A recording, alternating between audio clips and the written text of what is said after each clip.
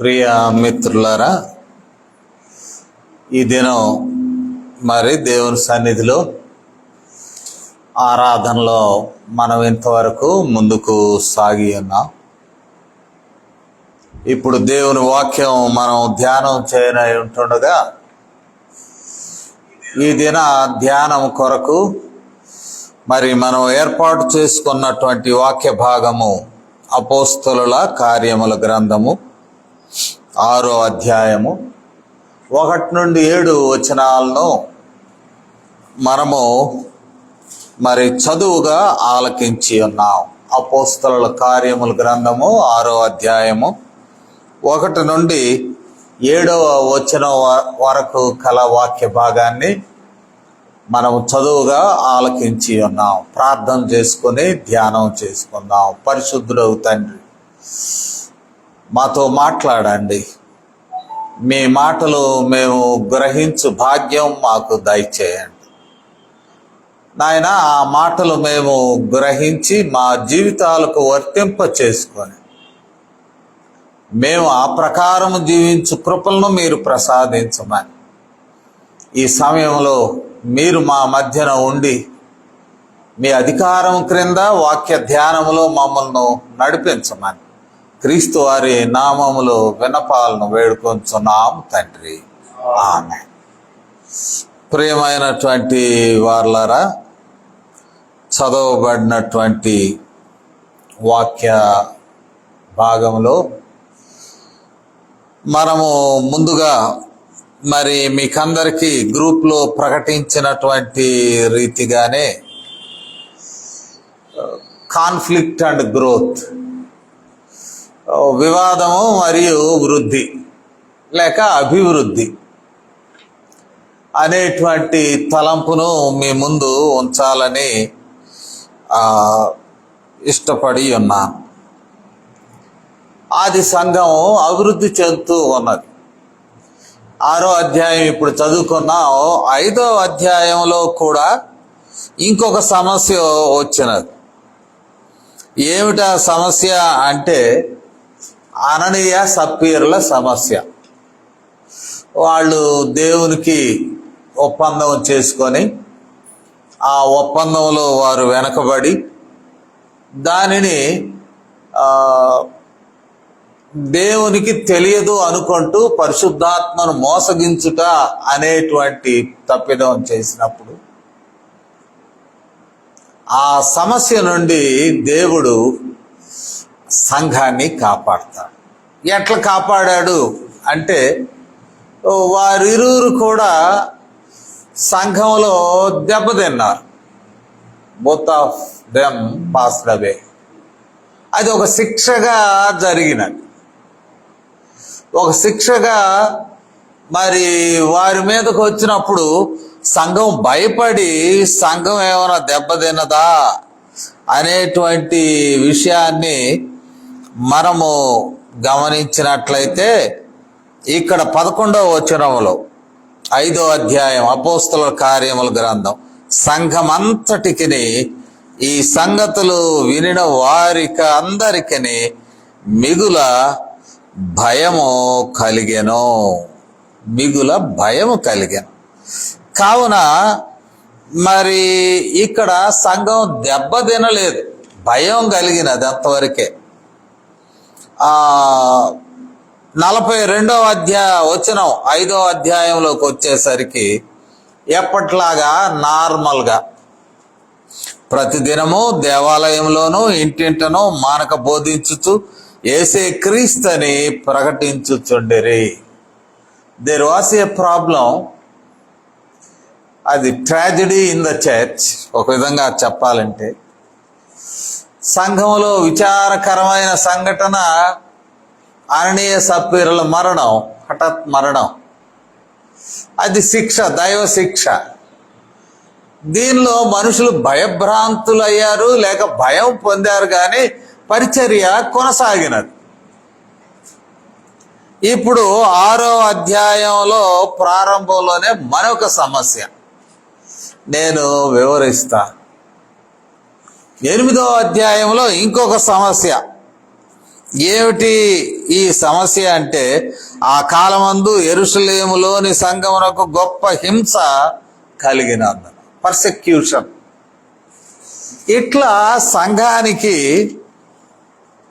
చిన్న వయసులోనే, అంటే ఎర్లీ చర్చ్ ప్రారంభ దినాల్లోనే అనేక సమస్యలు ప్రారంభమైనాయి. ఈ 6వ అధ్యాయంలో చూస్తే ఇక్కడ ఒకటి, ఆరాధనలో పాలు పంపులు పొందుతున్నవారు లేక కూడికలలో పాలు పంపులు పొందుతున్న వారిని మనం చూసినప్పుడు వీరిని శిష్యులు అని అంటూ ఉన్నారు. మనం నేటి దినం విశ్వాసులం, బిలీవర్స్, కొంతమంది బిలీవర్స్ చర్చ్ అని అంటాం. విశ్వాసులు. ఇక్కడ అపోస్తల కార్యములు రాసినటువంటి లూకా విశ్వాసుల్ని శిష్యులు అంటున్నాడు. శిష్యులు అనగా నేర్చుకునేవారు, లెర్నర్స్. గ్రీక్ భాషలో మతటేస్ అని అంటారు. అట్లాగనే తర్వాత 9వ అధ్యాయంలో చూస్తే దోర్కాను శిష్యురాలు అని అన్నారు. మగవాళ్ళని శిష్యులు అంటున్నారు, ఆడవాళ్ళని శిష్యురాలు అంటున్నారు. అంటే దోర్కా శిష్యురాలు. అపోస్తల కార్యములు రాసినటువంటి లూకా అనేటువంటి భక్తుడు లేక వైద్యుడు, ఆయన విశ్వాసులను శిష్యులుగా పిలవడం మనం చూస్తాం. 27 సార్లు ఈ గ్రంథంలో, అపోస్తల కార్యముల గ్రంథంలో విశ్వాసులను శిష్యులుగా పిలవడం జరిగింది. అంటే ఈ కారణాన మనం కూడా బిలీవర్స్ స్టేటస్ నుండి డిసైపుల్స్ స్టేటస్, విశ్వాసులనే మాటకు మించినటువంటిది శిష్యులు, యేసుకు శిష్యులు అయ్యాం. లూకా సువార్తలో కూడా శిష్యులనే మాట వాడతాడు.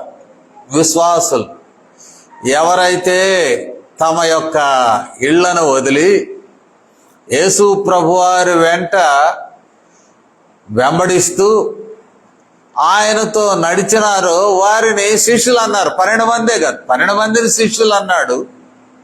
యేసయ్యను వెంబడించి ప్రయాణం చేయుచున్న వారు కూడా శిష్యులుగా పిలువబడినట్లు మనము చూస్తాం. లూకా సువార్త ఇట్లాగే 6వ అధ్యాయానికి వెళ్దాం. లూకా సువార్త 6వ అధ్యాయానికి మనం వెళ్ళినట్లయితే ఇక్కడ కొన్ని సందర్భాలు మనం చూడవచ్చును. 6వ అధ్యాయంలో 13వ వచనం, ఉదయమైనప్పుడు ఆయన తన శిష్యులను పిలిచి వారు శిష్యులు.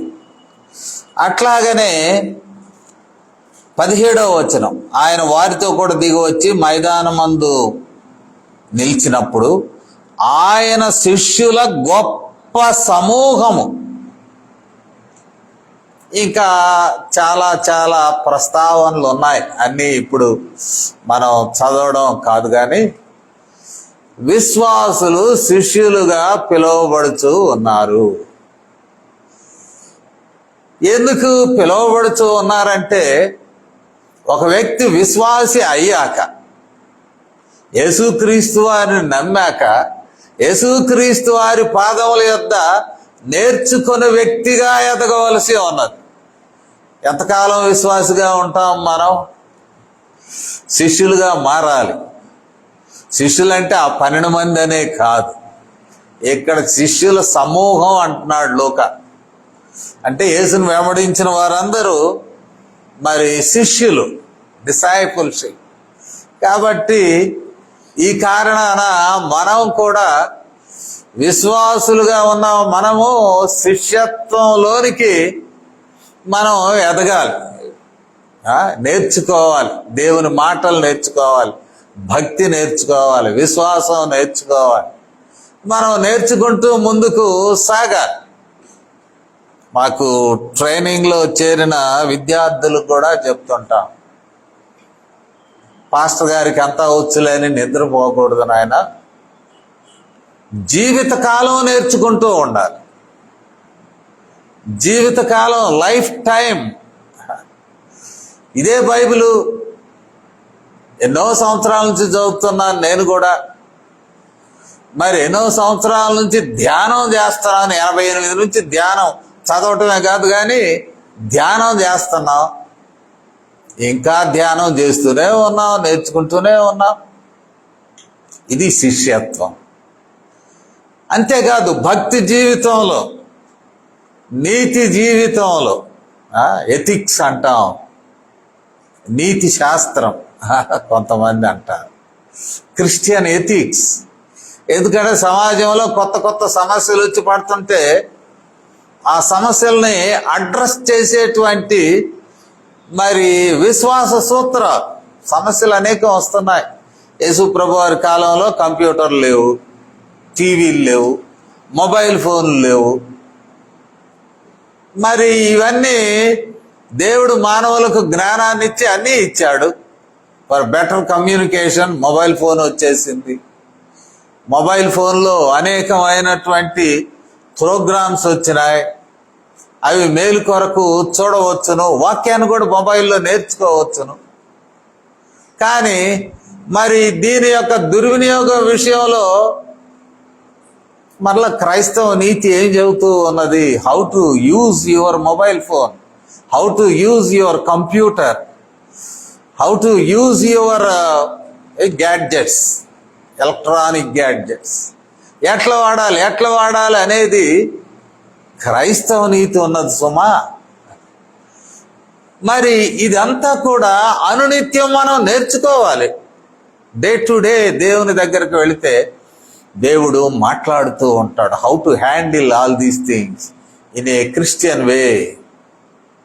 ఒక శిష్యునిగా ఏ రీతిగా జీవించాలో దేవుని దగ్గర నేర్చుకోవడం మనము చూస్తూ ఉన్నాం. శిష్యులు అనగానే నేర్చుకునే వారే కానీ మరి వారు దేవుని మీద ఆధారపడి జీవించేవారు. దేవుని మీద ఆధారపడడం అంటే మరి వీ హ్యావ్ అన్లిమిటెడ్ నీడ్స్. కొన్ని మార్కెట్లు కూడా అన్లిమిటెడ్ అని పేరు పెట్టుకుని ఉన్నాయి. అన్లిమిటెడ్, లిమిట్ లేకుండా కొనుక్కోండి రండి మా షాప్కి అని. మరి మన ఆ అవసరతలు, కోరికలు కూడా ఇది కొనాలి, అది కొనాలి, అది కొనాలి, ఇది లేదు, అది లేదు, అది లేదు, ఎప్పుడు అన్లిమిటెడ్.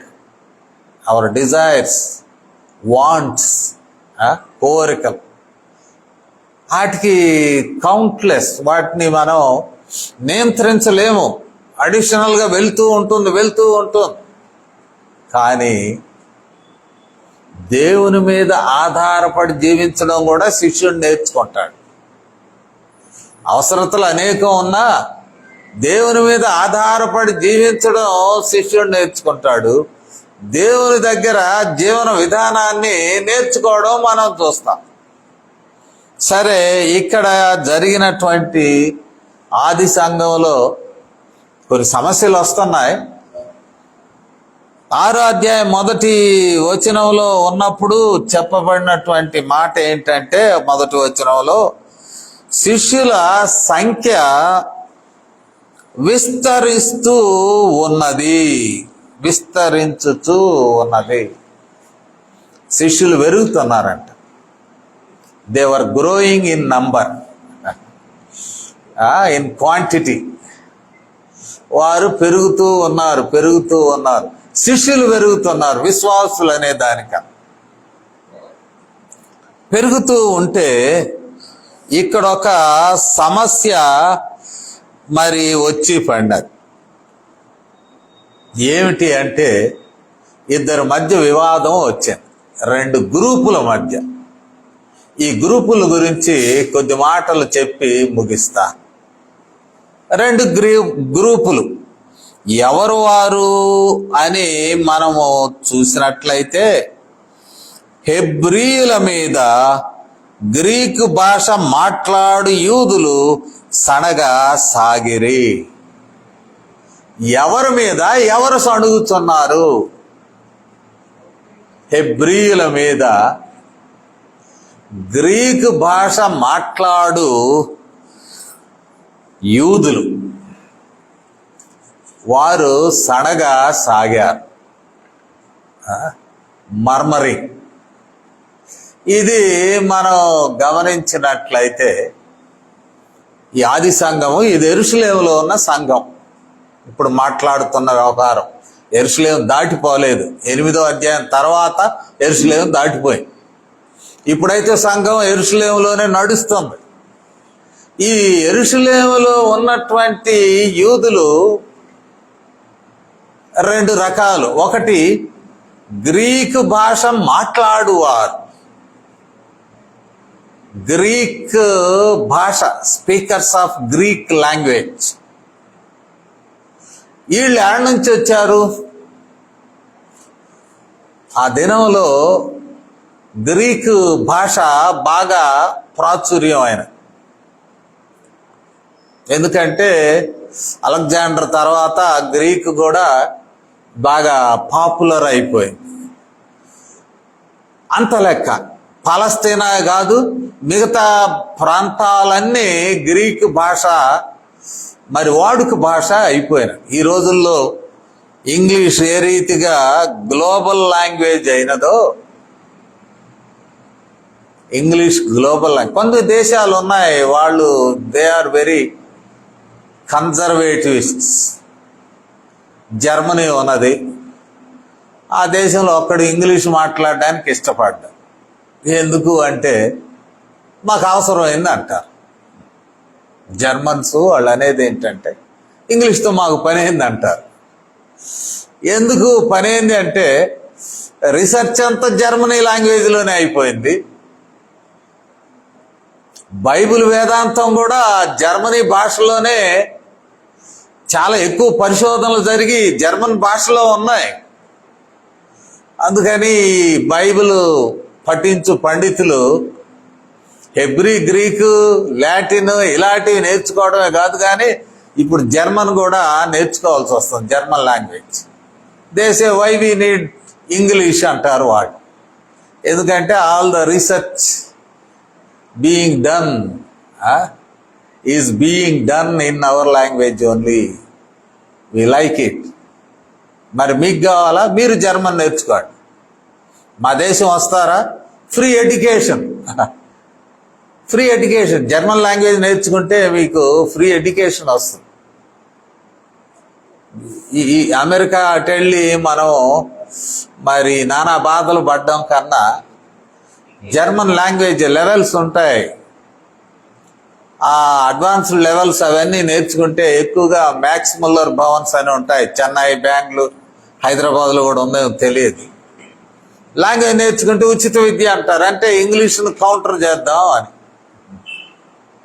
సరే, ఏది ఏమైనా గ్రీకు నాటి దినముల్లో పాపులర్ అయింది. యూదులు వారికి శ్రమలు కలిగినందున ప్రపంచమంతా చెదిరిపోయారు.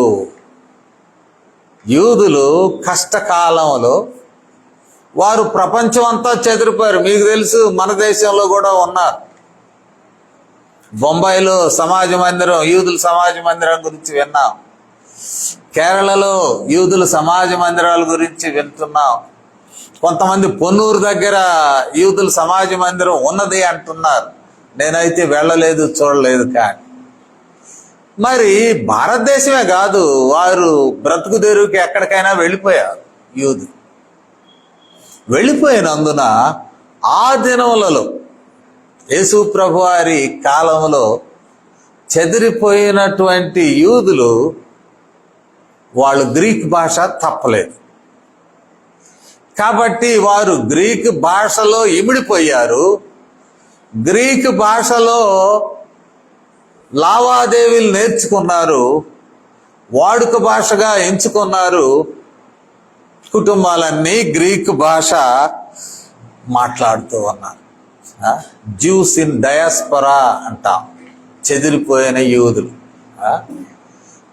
చెదిరిపోయిన యూదులు, జ్యూస్ ఇన్ డయాస్పరా. శ్రమలు వచ్చినప్పుడు వెళ్ళిపోయినారు, బ్రతుకు జీవుడా అని. వెళ్ళిన వాళ్ళంతా గ్రీకు భాషలో, సంస్కృతిలో, వే ఆఫ్ లైఫ్, జీవన శైలి కూడా గ్రీక్ సంస్కృతి. మన వాళ్ళు అంటుంటారు కదా వెస్టర్న్ స్టైల్ అని. మరి ఇండియన్ స్టైల్కి వెస్టర్న్ స్టైల్కి ఎట్లా వ్యత్యాసం ఉందో, వీరు వెళ్ళి గ్రీకు ప్రాంతంలో ఉన్నారు కాబట్టి వీళ్ళు కూడా గ్రీకు సంస్కృతిలో భాగమైపోయారు. Way of life. వీళ్ళు ఆ రీతిగా ఉండి వాళ్ళకి కొంత ఇది ఉన్నది. ఏమున్నది అంటే, పండుగలకు రావాలి యూదులు, ఎటు చెదిరిపోయినా సరే యెరూషలేము రావాలి. పస్కాకు వచ్చినాడు పెంతెకోస్తు 50 రోజులు ఆడే ఉంటాడు. వీళ్ళు ఏం చేశారంటే, ముసలోళ్ళు ఎక్కువ భాగం, పెద్దోళ్ళు, అబ్బాయి యెరూషలేము వెళ్ళిపోదాం, మన జంటలు పెద్దవాళ్ళం అయిపోయాం, పిల్లలు ఏడవండి సంపాదించుకుంటారులే. యెరూషలేములో వెళ్ళి జీవిస్తూ ఉండగా ఒకవేళ ఊపిరిపోయిందంటే యెరూషలేములో మనం సమాధి చేయించుకుంటాం, సమాధి దొరుకుతుంది అక్కడ. యెరూషలేములో సమాధి చేయబడడం చాలా అదృష్టం అని వాళ్ళ అభిప్రాయం. కావున పండుగలకు రావడమేనే కాదు కానీ వచ్చి ఇక్కడే నివాసం ఏర్పాటు చేసుకున్నారు. వీళ్ళని మైగ్రెంట్స్గా చూస్తారు స్థానికులు. They are migrants. వీళ్ళని గ్రీకు భాష మాట్లాడు వాళ్ళను, ఈ మాట కూడా జ్ఞాపకం పెట్టుకోవాలి మనం, హెల్లెనీయులు అని అంటారు. హెల్లెనిస్ట్స్, హెల్లెనీయులు. ఎవరు హెల్లెనీయులు అంటే వీళ్ళే గ్రీకు భాష మాట్లాడేటువంటి వారు. మనం అపోస్తుల కార్యంలోనే 9:29 చూద్దాం. 9వ అధ్యాయము 29వ వచనం. గ్రీకు భాషను మాట్లాడు యూదులతో మాటలాడుచు తర్కించుచుండెను. గ్రీకు భాష మాట్లాడు యూదులు, వీరి పేరు హెల్లెనీయులు. వీళ్ళు జంటలుగా వచ్చారు, యెరూషలేములోకి వచ్చారు. ఈ హెల్లెనీయులు, హెల్లెనిస్ట్స్ అంటే గ్రీకు భాష మాట్లాడే యూదులు. మరలా గ్రీకు భాష మాట్లాడే అన్యులు కాదు, అది గుర్తుపెట్టుకోండి. గ్రీకు భాష మాట్లాడే యూదులను హెల్లెనీయులు, హెల్లెనిస్ట్స్ అన్నారు. వాళ్ళు ఉన్నారు, వచ్చి ఉన్నారు. వాళ్ళని మైగ్రెంట్స్, నాన్ లోకల్స్గా ఎదుగో బ్రతుకు తెర వెళ్ళాడ్రా, ఇప్పుడు వచ్చాడు మన యెరూషలేముకి అని వారిని తేలికగా చూసేవారు.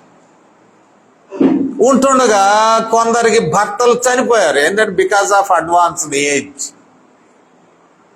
భర్తలు చనిపోయినప్పుడు వారు విధవరాండ్రుగా మిగిలిపోయారు ఆడవాళ్ళు.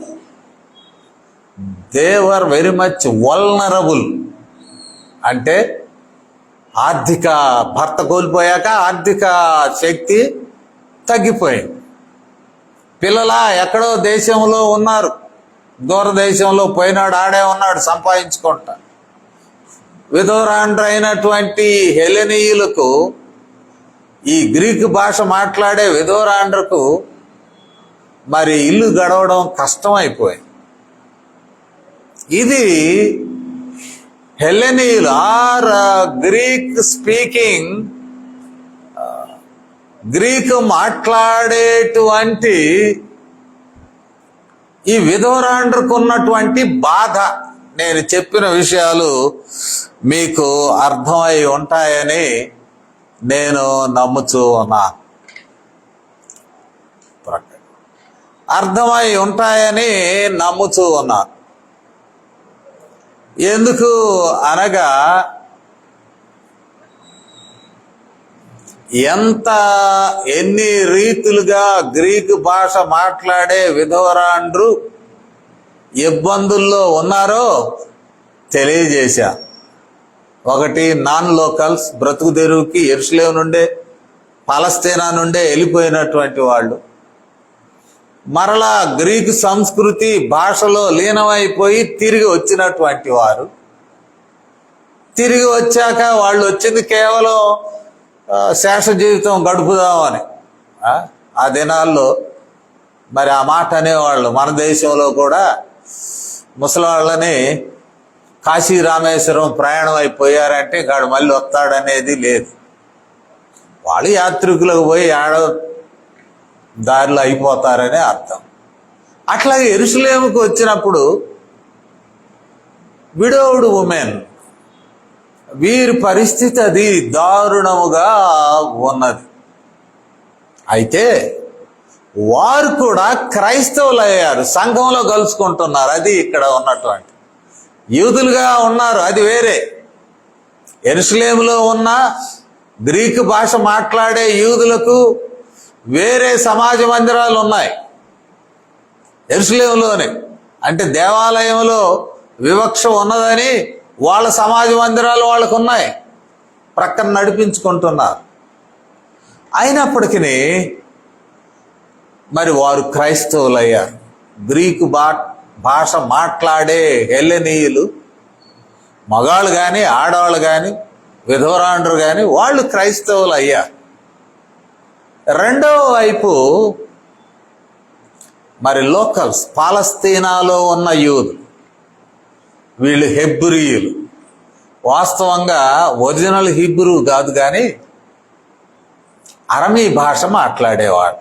జాగ్రత్తగా వినండి, అరమీ భాష అంటే హీబ్రూ లాంటిదే, హెబ్రీ భాష లాంటిదే అరమీ భాష, రిజంబల్స్ ద సేమ్. అరమీ భాష అని ఎందుకు అంటున్నానంటే అబ్రహాం అంటాడు, అబ్రహాం పూర్వీకులు అరమీ మాట్లాడేవాడు. మనం ద్వితీయోపదేశ కాండంలో కూడా చూడవచ్చు. అబ్రహాం అంటాడు, నా తండ్రి నశించుచున్న అరామీ దేశస్థుడు. ఈ అరామీయుల యొక్క వాడుక భాష అరమీ భాష. అంటే హెబ్రీయులు అనేవారు అరామీ భాష మాట్లాడుతున్నటువంటి యూదులు. వారు లోకల్స్, పాలస్తీనాలోనే ఉన్నారు.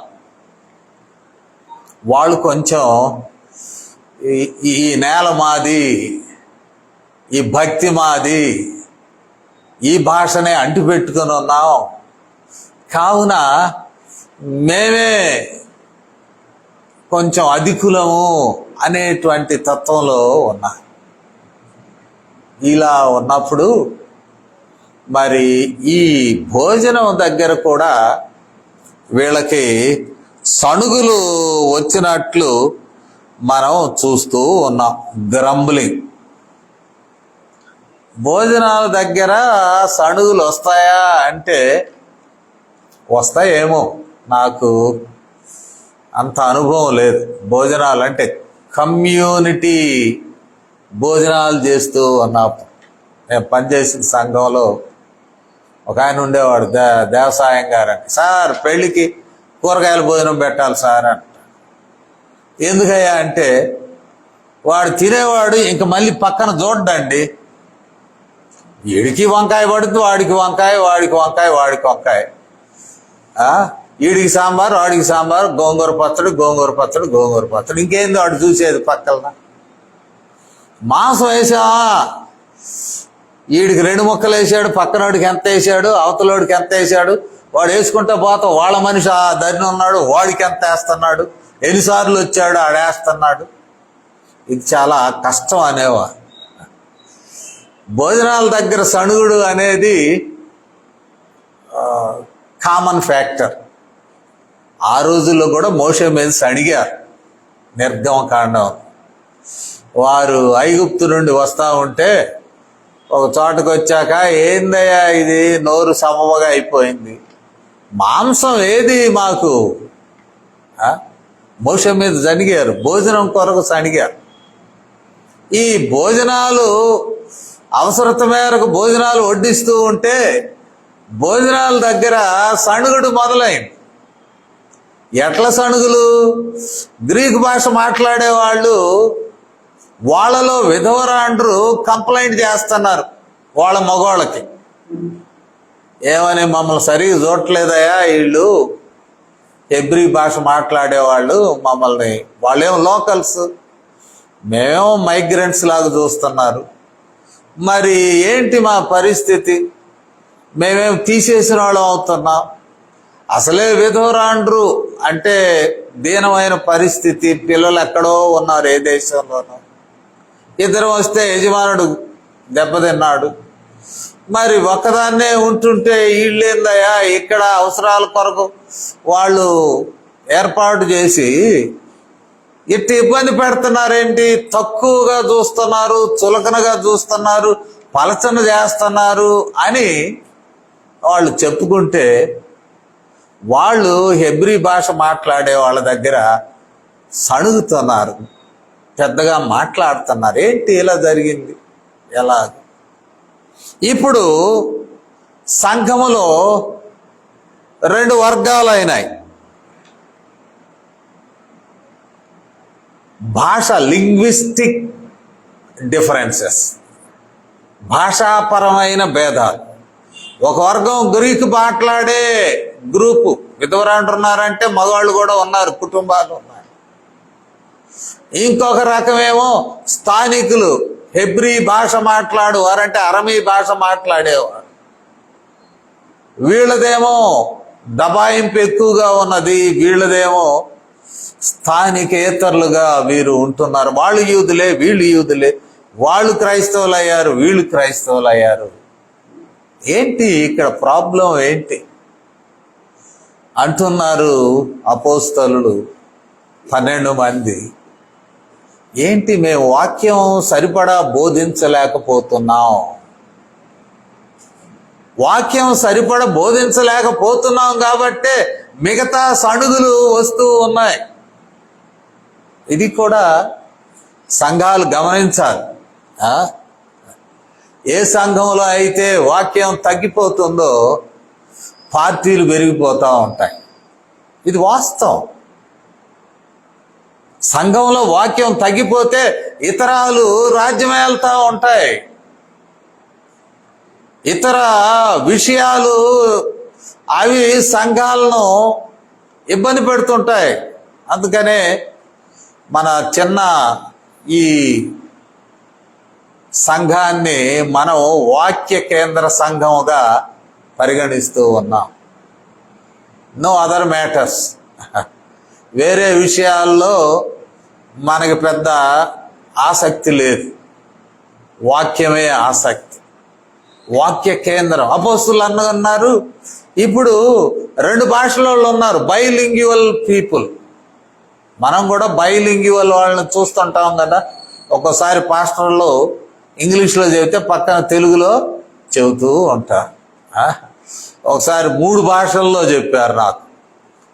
నేను హైదరాబాదులో ఉంటున్నప్పుడు దారూర్ అనే స్థలంలో, దారూర్ అటు కర్ణాటక నుండి ప్రజలు వస్తారు, హైదరాబాద్ నుండి వస్తారు, మహారాష్ట్ర నుండి వస్తారు, మధ్యప్రదేశ్ నుండి వస్తారు. అక్కడ ఇంగ్లీష్లో మాట్లాడుతూ ఉంటే ఒకరు తెలుగు, ఒకరు హిందీ, ఒకరు కన్నడ, 3 భాషలు ఎడతెగక ట్రాన్స్లేషన్. అది ఒక పెద్ద ఎక్స్పీరియన్స్. కానీ తృప్తిపరచలేదు. ఎవరి సర్వీస్ వాళ్ళది ఉంటే బాగుంటుంది. ఇంగ్లీష్ వాడికి ఇంగ్లీష్ సర్వీసు, తెలుగు వాడికి తెలుగు సర్వీసు, కన్నడ వాడికి కన్నడ సర్వీస్. ఇన్ని భాషలు తర్జుమా. పెద్ద జాతర, లక్షలాది ప్రజలు వస్తారు. ఆ అడవిలో గుడారాలు వేసుకొని ఉంటారు కొద్ది రోజులు ఆ దారూర్లో. విన్నారా మీరు ఎవరైనా? వెళ్ళదగింది, చూడదగింది. మెథడిస్ట్ వాళ్ళది. మెథడిస్ట్ వాళ్ళ జాతర అనగా కన్వెన్షన్, సమూహం. లోకల్ లాంగ్వేజ్లో జాతర అని అంటారు. ఇక్కడ 2 భాషల వాళ్ళు సువార్తను 2 భాషల వారికి తృప్తిపరిచే రీతిగా వాక్యం అందించలేకపోతున్నాం అనేది అపోస్తలులకు అర్థం అవుతుంది. అంటే 2 సర్వీసులు పెట్టమని కాదు, కానీ 2 భాషల వాళ్ళకు సరిపడిన రీతిగా వాక్యం చెప్పలేకపోతున్నాం. ఇప్పుడు గలాట అయింది, ఫుడ్ దగ్గర గలాట అయినది. వాస్తవమే, కంప్లైంట్ ఈజ్ ట్రూ. గ్రీక్ మాట్లాడేటువంటి వారిలో ఉన్న విధవరాండ్రు, గ్రీకు మాట్లాడే యూదుల్లో ఉన్న విధవరాండ్రు కంప్లైంట్ చేసింది నిజమే. ఎందుకంటే హెబ్రీలు కాస్త ఒడుపుగానే ఉన్నారు, స్థానికులు పాలస్తీనాలో ఉన్నారు, వారు అటు ఇటు వెళ్ళినాళ్ళు కాదు. మరి స్థానికులు కాబట్టి స్థానికేతరులు వలస వచ్చిన వారి మీద ఒకరు హడావుడి చేస్తూ ఉన్నారు, అది వాస్తవమే. ఈ న్యూ ఇష్యూ, శిష్యుల సంఖ్య ప్రజలిపోతుంది. ఇప్పుడు పెద్ద దెబ్బ వచ్చింది దీనిలోనే. మరి వీళ్ళిద్దరూ యూదులే, గ్రీక్ మాట్లాడేవాళ్ళు యూదులే, హెబ్రీ భాష మాట్లాడేవాళ్ళు యూదులే.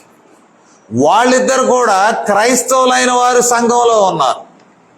క్రైస్తవులు కాని వారు ఓకే, కానీ ఇక్కడ 2 సాంప్రదాయాల్లో నుండి క్రైస్తవుల యేసుక్రీస్తు నమ్మిన వాళ్ళు అక్కడ ఉన్నారు. సంఘం నడుస్తుంది, మరి భోజనాలు ఇస్తున్నారు, అవసరతల మేరకు సహాయం చేయడం సంఘం యొక్క బాధ్యత. ఆ పని చేస్తూ ఉన్నారు. అపోస్తలులు అప్పుడు ఆలోచించారు, వాక్యం చెప్పలేకపోతున్నాం నాయన ఈ గొడవల దెబ్బకి. అబ్బాయి మీరు అప్పుడు ఆలోచించి ప్రార్థన చేసి ఒక 7 తీసుకురండి, మీలోనే ఎంపిక చేయండి. అంటే 2 వర్గాలు కలిపి అంటే హెబ్రీలు మాట్లాడేవాళ్ళు ఒక 3, గ్రీకు మాట్లాడేవాళ్ళు ఒక 3, ఇంకొక మనిషి మిగిలిపోతాడు 7గురికి. అవునా? మన చర్చిలో కూడా అదే జరిగేది. సిలువ మీద 7 మాటలు, ఇటు కులం వాళ్ళు 3, అటు కులం వాళ్ళు 3, ఎంతమంది అయ్యారు? 6. 7 మాట ఏంది? పాస్టర్ గారు పాస్టర్ గారు కూడా ఏదో కులం అవుతాడుగా. మళ్ళీ పాస్టర్లో 2 అటో ఒకడు ఇటో ఒకడు ఉంటాడుగా, అప్పుడు 8 అవుతాయి. ఈ చాలా ఇబ్బందులతో కూడినాయి. అపోస్తలులు చెప్పారా, మీరంతా ఒక చోట కూర్చోండి, హెబ్రీ భాష మాట్లాడేవాళ్ళు, గ్రీకు భాష మాట్లాడేవాళ్ళు 7 మీలో ఎంపిక చేయండి. ఎంత పరిశుద్ధాత్మ దేవుడు ఎంత సహాయం చేశాడు అంటే, పరిశుద్ధాత్మ దేవుడు 7 వారు సెలెక్ట్ చేసుకున్నారు, వాళ్ళే ఆఫ్ దేర్ ఓన్. కొన్ని క్వాలిఫికేషన్స్ ఇచ్చారు. విత్ గుడ్ రెప్యుటేషన్, మంచి పేరు గలవాళ్ళు, ఆత్మ నింపుదల గలవాళ్ళు, జ్ఞానం గలవాళ్ళు, దైవ జ్ఞానం. జ్ఞానం అంటే లోక జ్ఞానం కాదు, దైవ జ్ఞానం గలవాళ్ళు, మంచి పేరు సమాజంలో ఉన్నవాళ్ళు, సమాజం ఇన్ పబ్లిక్. మంచి పేరు లేనివాళ్ళు మరి పెద్దల్లోకి వస్తే కష్టం కదా. సాక్ష్యం కీలకం అందరి చేత, క్రైస్తవులే కాదు బయట ఉన్న ప్రజల చేత కూడా గుడ్ రెప్యుటేషన్ ఉండాలి. అసహించుకునే వాళ్ళని తీసుకొచ్చి ఇందులో పెట్టకూడదు. అంటే చోటు సంపాదించుకుంటారు వాళ్ళు, ఎందుకంటే బయట నాయకత్వం దొరకదు, చర్చిలో నాయకత్వం దొరుకుతుంది. కావాలంటే ఏదో ఇన్ఫ్లుయెన్స్ చేసి ఇందులో పడి నేను పెద్దన అనవచ్చు, ఇవి జరుగుతుంటాయి అనుకోండి. కానీ కొన్ని క్రైటీరియా పెట్టారు. ఏమేమి పెట్టారు? మంచి పేరు, ఎలా అంటారు 3వ వచనం, కాబట్టి సహోదరులారా ఆత్మతోనూ జ్ఞానంతోనూ నిండుకొని మంచి పేరు పొందిన 7 చాలు, అంతే. ఎవరి కోట ఎంతో కూడా చెప్పల, హెలెనీయులు కోట ఏందో చెప్పలా, హెబ్రీలు కోట ఏదో చెప్ప. మీరంతా క్రైస్తవులు, క్రీస్తులోకి వచ్చారు కాబట్టి, క్రీస్తులోకి వచ్చారు కాబట్టి మీరందరూ కూర్చోండి, ఒక చోట కూర్చోండి, కలిసి కూర్చోండి. న్యాయబద్ధంగా మంచి పేరు, జ్ఞానము, ఆత్మ నింపుదల గల వారిని 7 తీసుకురండి అంటే ఇక్కడ జరిగింది ఏంటో తెలుసా? ముగిస్తూ ఉన్నాను. 7 పేర్లు ఇందాక చదివి వినిపించారు. 7 పేర్లు కూడా గ్రీక్ పేర్లే. 7 పేర్లు గ్రీకు పేర్లు అవి. స్టెఫన్ కానీ, ఫిలిప్ కానీ, ఇక మిగతా 5 పేర్లు కానీ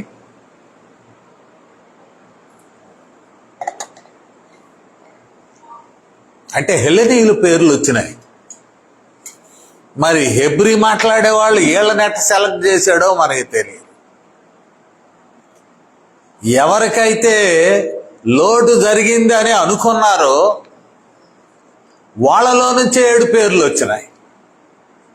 ఎవరైతే వల్నరబుల్ అని అనుకున్నారో ఆ హెల్లెనీయులలో నుంచే 7 పేర్లు వచ్చినాయి.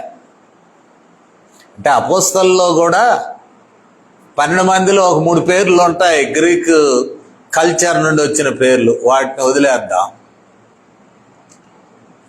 7 ఇన్ టోటల్ గ్రీక్ పేర్లు వచ్చినాయి. పరిశుద్ధాత్మ దేవుడు సహాయం చేశాడు. గ్రీక్ మైగ్రెంట్స్ ఎక్కడి నుంచో వచ్చారు, ఏడేడో బ్రతికారు, ఇప్పుడు వచ్చి యెరూషలేములో పడ్డారు. యూదులైనప్పటికీ వాళ్ళని చిన్న చూపు, తక్కువ చూపు అని అంటూ ఉంటే దేవుడు పనిచేశాడు, పరిశుద్ధాత్ముడు పనిచేశాడు. బాధితులకే నాయకత్వం ఇచ్చాడు. బాధితుల వర్గంలో నుంచే నాయకత్వం. ఎవరి మీద మరి అన్యాయం జరిగిందని బాధపడుతూ సణిగారో వాళ్ళలోనే నాయకత్వం ఇచ్చాడు. అటు పిమ్మట జరిగిన కార్యం ఏమిటి అంటే 7వ వచనంలో దేవుని వాక్యము ప్రబలమై,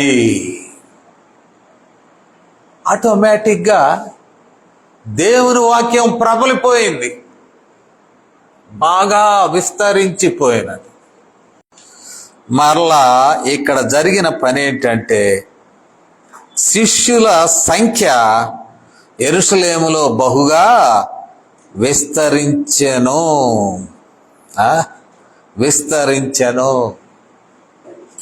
సో ద గ్రోత్, సంఘములో కాన్ఫ్లిక్ట్, వివాదం వచ్చినది. వివాదమునకు ఆధారాలు ఉన్నాయి. అన్యాయమైన వివాదమేం కాదు, ఊరికనే ఒకడినొకడు తిట్టుకోవడం లేదు, ఆధారాలు ఉన్నాయి వివాదానికి. కానీ ఎప్పుడైతే అపోస్తలులు దేవుని వాక్యానికి ప్రాధాన్యత ఇవ్వాలి, వాక్యం లేనందున మనుషుల మధ్య సణుగుడు వస్తుంది, వాక్యం తగ్గిపోయినందున మనుషులు విభజింపబడుతున్నారు, వాక్యం లేనందున సంఘం బలహీనం అవుతుంది అని ఎప్పుడు అపోస్తలులు భావించారో అల్టిమేట్గా వాక్యము ప్రబలమైనది. ఈ కారణాన ఎప్పుడైతే వాక్యం ప్రబలమైనదో శిష్యుల సంఖ్య యెరూషలేములో బహుగా విస్తరించెను. ఇది ప్రత్యేకం. దేవుని వాక్యము అనగా యేసు క్రీస్తు వారే. సంఘములో యేసు క్రీస్తు వారిదే ప్రాధాన్యత అంటాం కదా. యోహాను సువార్తికుడిని మనం పఠించేటప్పుడు ఆ వాక్యమే శరీరధారి అయి సంపూర్ణుడిగా మన మధ్య. వాక్యం అంటే కేవలం ఒకటి బైబిలే కాదు, వాక్యమే క్రీస్తు అనేటువంటి ఆ అవగాహన బైబిల్ ఇస్తూ ఉన్నది. వాక్యమే క్రీస్తు. కాబట్టి ప్రాధాన్యత ఎవరికి ఇవ్వాలంటే క్రీస్తుకు, ఆయన రక్షణ సువార్తకు, ప్రజల యొక్క పాపము నుండి విడుదలనిచ్చుటకు యేసుక్రీస్తు వారు శిలువ మీద ఏ రీతిగా తన ప్రాణమును పెట్టి రక్తమును గార్చి పాప క్షమాపణను ప్రజలందరికీ అనుగ్రహిస్తూ నూతన జీవం ఆయన పునరుద్ధాన శక్తి వలన తిరిగి లేచాడు. కాబట్టి నూతన జీవం ప్రసాదిస్తూ ఉన్నాడో ఆ వాక్యం ప్రజల్లో ప్రబలమై ఉంటే దేవుడు శిష్యుల సంఖ్యను విస్తరింప చేశాడు. ఈ వాక్యం బలహీనమైపోతే దైవ సేవకులు అపోస్తలులు వాక్యం వదిలిపెట్టి ఇతర సంగతులు చూసుకుంటా ఉంటే సంఘం విడిపోతూ ఉంటూ కాదు. ఆయన యొక్క సువార్తే, ఆయన వాక్యమే బలముగా ప్రకటింపబడాలి. అట్టి కృపలో మనం ఎదుగుటకు దేవుడు సహాయము చేయనుగాక. ప్రార్థన చేస్తాను. కృప కలిగిన తండ్రి, ఈ దినం ఆదివార సాయం వేళలో మాకు ఇచ్చిన తరుణాన్ని బట్టి వందనములు. ఒక వివాదము ఏర్పడినప్పుడు నాయన సరైన పాఠమును కూడా నేర్పించా.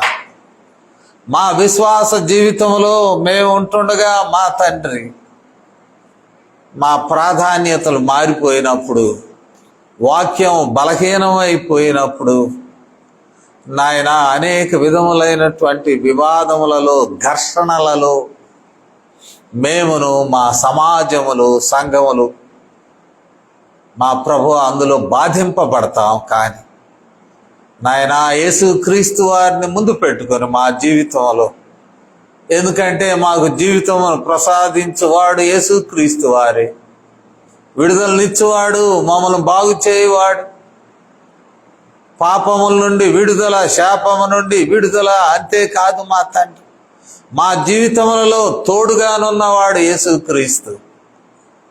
ఆ రక్షకుని యొక్క వార్తను మేము నిత్యం అంటిపెట్టుకుని ముందుకు సాగు భాగ్యం దయచేయము. మీరిచ్చిన మాటలు మా హృదయంలో ఫలింప చేయమని మీ నామమునకు మహిమను ఆరోపిస్తూ ఈ వినపములను మా ప్రభువును మీ ప్రియకుమారుడునైన యేసు క్రీస్తు వారి శ్రేష్టమైన నామములో వేడుకొనుచున్నాము తండ్రి. ఆమేన్.